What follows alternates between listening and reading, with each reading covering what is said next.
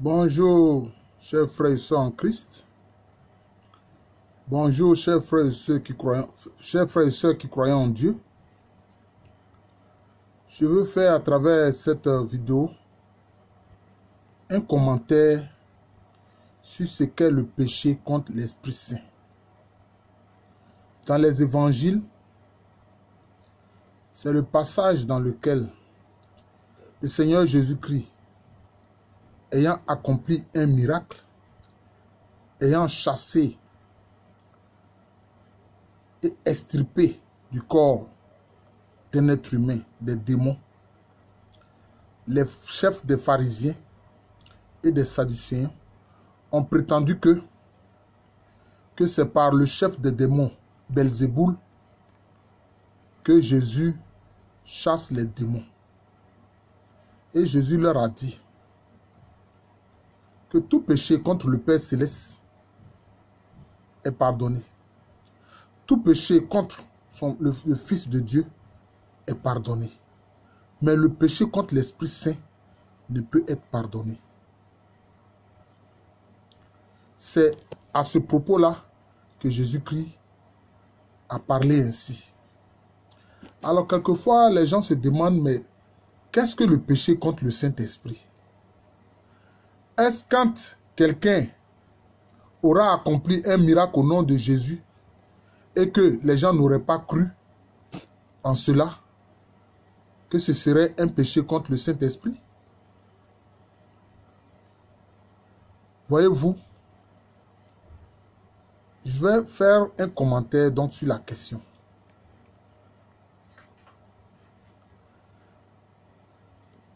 Le Saint-Esprit nous convainc de quoi? Parce que c'est à partir de ce que le Saint-Esprit nous convainc là. Quand on le rejette obstinément là, c'est ça qui crée le péché contre le Saint-Esprit. De quoi nous convainc le Saint-Esprit? Le Saint-Esprit nous convainc de vérité, de péché, de justice et de jugement.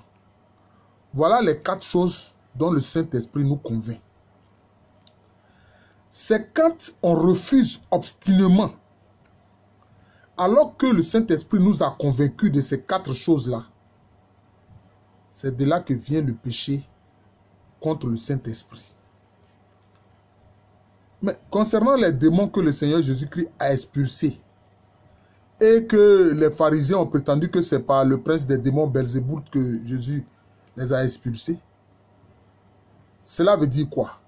Cela renvoie au fait que ces pharisiens-là n'ont pas voulu se laisser convaincre par la vérité. Ils n'ont pas voulu se laisser convaincre par la vérité. Jésus leur a dit, mais le diable ne peut pas combattre le diable. Le diable ne peut pas combattre son propre royaume. Et donc, si c'est comme ça que vous percevez la chose, c'est que vous refusez de vous laisser convaincre par le Saint-Esprit. Et que si moi, Jésus, c'est par le doigt de Dieu que je chasse les démons, comment vous pouvez venir dire que c'est par un chef de démons que moi je chasse les démons? C'est ça. Cette attitude des pharisiens, qui est en fait un entêtement face à la vérité. C'est ça qui est le péché contre le Saint-Esprit. Parce que le Saint-Esprit les avait convaincus de vérité. Sous leurs yeux, Jésus a accompli de grands miracles. Ils ont refusé obstinément la vérité que le Saint-Esprit leur exposait. Une obstination vis-à-vis de la vérité attestée par le Saint-Esprit. Et cela ne concerne pas seulement l'élément où Jésus a chassé les démons. Mais quand Jésus allait ressusciter Lazare, enfin il allait réveiller Lazare de la mort, parce que la résurrection en tant que telle, vraiment c'est une autre situation. Jésus allait réveiller Lazare de la mort. Après 4 jours qu'il est passé au tombeau, Jésus l'a fait sortir du tombeau. Il l'a réveillé de la mort. Mais là encore, Est-ce que les pharisiens se sont laissés convaincre par cette vérité manifestée par le Saint-Esprit à travers la personne de Jésus? Non. Ce qu'ils ont trouvé à dire, ils ont dit, ah, il faut que nous on l'arrête. Il faut que nous on l'élimine. Parce que sinon, devant un tel miracle, mais beaucoup de gens vont commencer à croire en lui et à le suivre. D'ailleurs, après que Jésus ait réveillé Lazare de la mort, alors que celui-ci venait déjà de passer 4 jours dans le tombeau, mais beaucoup de gens ont commencé à croire en Jésus-Christ. Même certains pharisiens, certains sadducéens ont commencé à croire en Jésus-Christ. Alors, ceux qui ne voulaient rien entendre, qui ne voulaient pas voir, se laisser convaincre par la vérité, ceux-là, qu'est-ce qu'ils ont décidé? Ils ont décidé simplement d'attenter à sa vie, à la vie du Seigneur Jésus-Christ. C'est ça le péché contre le Saint-Esprit. Refuser obstinément la vérité. Bon, ce n'est pas seulement le fait de proclamer l'évangile, c'est-à-dire le kérigme. Non, ce n'est pas seulement ça. Des gens peuvent entendre la proclamation de l'évangile et puis ne pas donner leur vie à Jésus. Mais si le Seigneur lui-même, par l'Esprit Saint, se manifeste à quelqu'un, ça va au-delà simplement du fait d'avoir entendu être proclamé l'évangile. Et qu'il refuse obstinément de donner sa vie au Christ Jésus. Ça, c'est un péché contre l'Esprit. C'est un péché contre le Saint-Esprit. Donc, refuser obstinément la vérité, c'est un péché contre le Saint-Esprit. Voyez-vous, c'est pour ça qu'en Jean 17, le chapitre 17 de l'évangile de Jean, qu'on appelle la prière sacerdotale, notre Seigneur Jésus-Christ, dans sa prière adressée à son Papa, le Père Céleste, il a dit une chose. Il a dit, Père, tout ce que tu m'as donné, aucun d'eux n'a été perdu. Sauf le fils de la rébellion qui lui-même est parti vers sa propre perte. Vous voyez? Donc, il y a des fils de la rébellion qui ont vu la vérité, à qui la vérité s'est manifestée, mais obstinément, ils refusent la vérité divine. C'est ceux-là les fils de la rébellion. Et c'est ceux-là qui pêchent contre le Saint-Esprit. Voilà le premier élément. Pour faire comprendre ce qu'est le péché contre le Saint-Esprit. Deuxième chose, quand le Saint-Esprit vous convainc de péché, vous avez commis une faute grave. Vous avez fait quelque chose que Dieu réprouve. Et le Saint-Esprit vous fait voir cela. Vous fait comprendre que vous avez péché gravement. Mais vous refusez. Vous refusez. Alors que le Saint-Esprit vous a convaincu de péché, vous refusez de reconnaître que c'est un péché. C'est ça aussi le péché contre le Saint-Esprit. Quand le Saint-Esprit vous a convaincu de péché et que vous refusez obstinément de reconnaître cela, ça c'est un péché contre le Saint-Esprit. Voyez-vous, dans l'Ancien Testament, vous savez pourquoi est-ce que le Seigneur Dieu a réprouvé et a rejeté le roi Saül? Mais parce que Saül ne se laissait pas convaincre de péché par l'Esprit de Dieu. Vous voyez? Quand le prophète Samuel est venu à lui pour lui dire, mais pourquoi est-ce que tu ne m'as pas attendu? Je t'ai dit de m'attendre que je viendrai moi-même faire le sacrifice. Mais toi-même, obstinément, tu as pris les devants et tu as voulu faire le sacrifice, alors que tu n'es pas loin pour ça. Mais qu'est-ce que le roi Saül a fait? Il a voulu se justifier, il n'a pas voulu reconnaître sa faute. C'est ça le péché contre le Saint-Esprit, quand on ne veut pas reconnaître sa faute. Par contre, David a commis des péchés plus graves que le roi Saül. Parce que David, qu'est-ce qu'il a fait? Il a commis l'adultère. il a pris la femme de Uri le Hittite, qui était un de ses soldats. Et qu'est-ce qu'il a fait? Il a fait mettre Uri au plus proche du front des batailles pour que Uri meure, et Uri est mort. Et de cette façon, il s'est emparé de la femme de Uri, le Hittite. Mais quand le prophète Nathan est venu à lui pour lui dire, il y a un homme qui a un nombreux bétail, mais il a assassiné quelqu'un d'autre qui n'avait qu'un seul bétail, enfin un seul mouton, une seule brebis, pour s'emparer de cette brebis-là. Qu'est-ce que David a dit? Il dit, mais qui est cet homme-là? Ah, mais montre-le-moi. Mais cet homme-là, il mérite la mort. Nathan lui a dit, le prophète Nathan lui a dit, cet homme-là, c'est toi, David. C'est toi, David. Malgré tes nombreuses femmes qui sont dans ton harem, là, ça ne te suffit pas.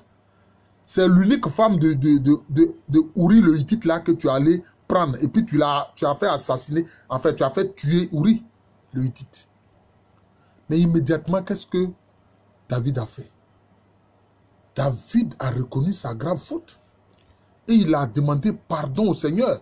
À travers l'un de ses psaumes les plus longs, il a demandé pardon à Dieu.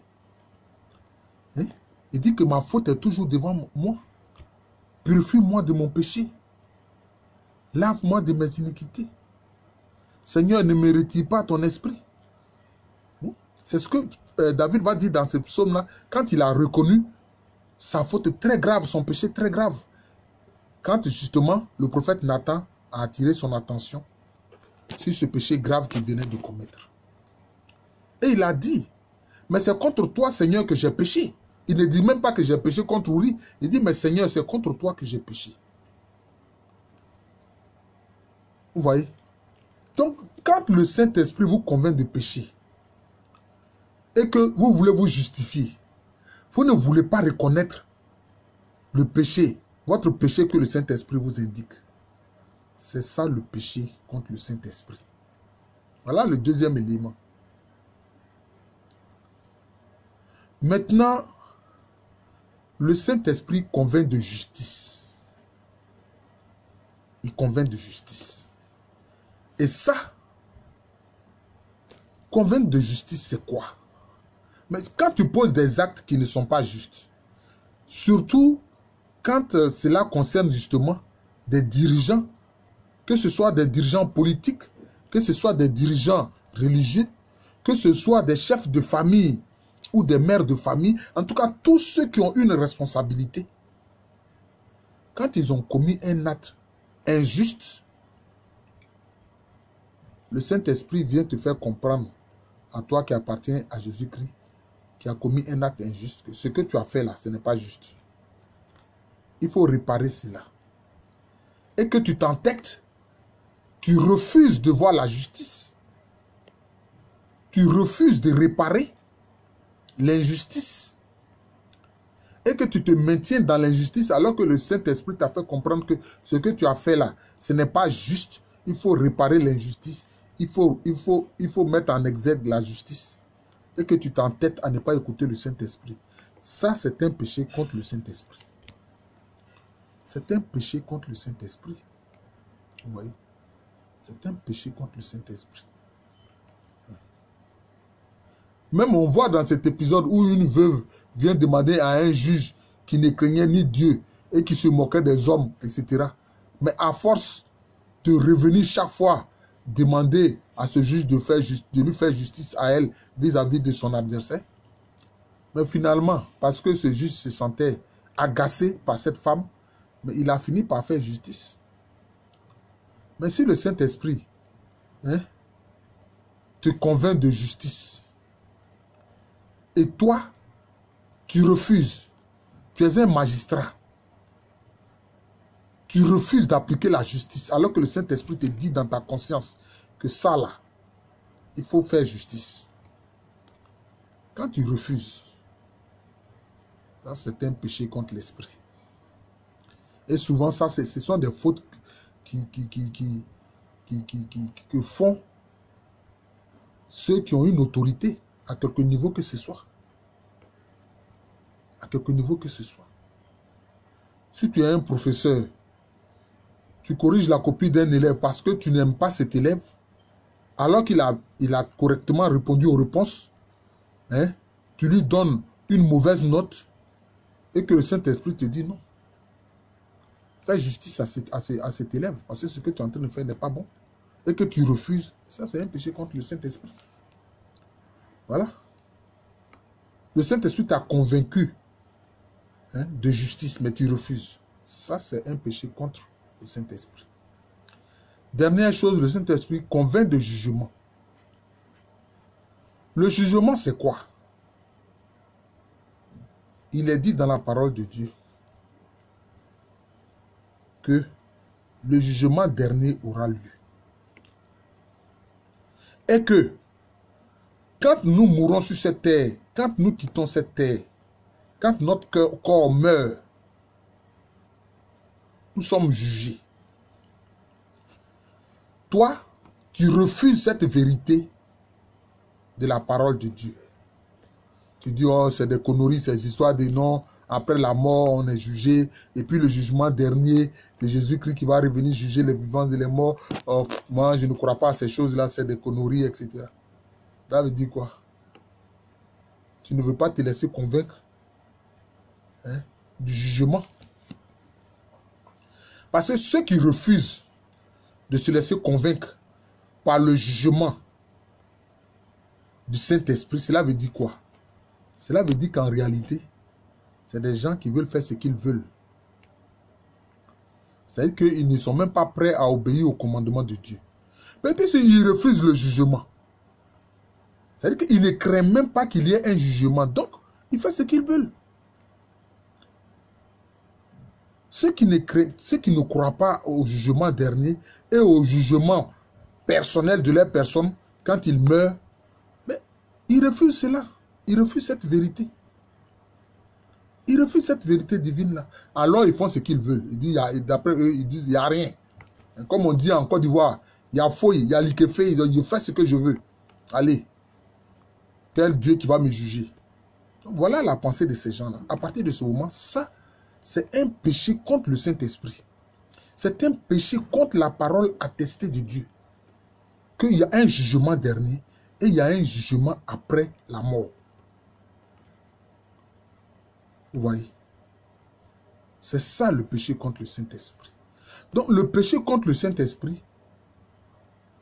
est lié au refus de ce de quoi le Saint-Esprit convainc. Le Saint-Esprit convainc de vérité, de péché, de justice et de jugement. Si tu refuses l'un de ces éléments, tu pèches contre le Saint-Esprit. Alors là, si tu refuses les 4 éléments dont le Saint-Esprit nous convainc, alors là, ça, c'est tant pis pour toi. Donc, le péché contre le Saint-Esprit, c'est ça. Ce n'est pas le fait que quelqu'un aurait fait un miracle devant toi, parce que le Seigneur Jésus a dit qu'il faut jauger l'esprit. Voilà. Parce qu'il y a des gens qui vont faire des guérisons pour faire des miracles. Parce que Jésus a dit, mais des gens viendront faire des miracles même à mon nom, mais ils ne sont pas de moi. Vous voyez? Et il y a eu ces cas-là. On a vu Jean venir dire à Jésus, mais nous avons vu quelqu'un, hein, faire un miracle en ton nom, alors qu'il ne te suit pas, il n'est pas avec nous. Jésus lui a dit, laisse-le. Que s'il a fait un miracle en mon nom, il ne peut pas après coup venir parler mal de moi. Donc vous voyez? Donc c'est ça. C'est pour ça qu'il faut éprouver l'esprit. Il faut éprouver l'esprit. Mais le péché contre le Saint-Esprit est lié à ces 4 choses dont le Saint-Esprit nous convainc.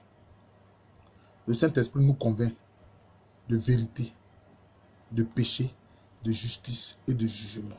Et quand le Saint-Esprit nous convainc, nous devons faire amende honorable et lui obéir. Je vous remercie.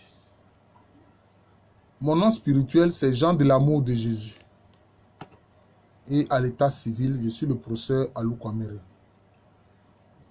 Je vous souhaite un joyeux dimanche. Je vous promets que je ferai une vidéo sur ce que Jésus a dit. Parce que ce que Jésus a dit aujourd'hui, hein, quand il dit que celui qui n'aime pas plus que son père, sa mère, ses enfants, sa famille, etc., Celui-même qui ne m'aime pas plus que lui-même, que celui-là n'est pas de moi et celui-là n'est pas mon disciple. Je vais expliquer pourquoi est-ce que Jésus a dit ça. Dans une prochaine vidéo, je vais expliquer pourquoi Jésus a dit ça. Parce que certains qui ne comprennent pas peuvent dire, mais pourquoi Jésus nous demande ça? Pourquoi il peut nous demander de l'aimer plus que nos enfants, de l'aimer plus que les membres de notre famille, de l'aimer plus que nous-mêmes? Je vais vous expliquer ça. Merci encore et joyeux dimanche.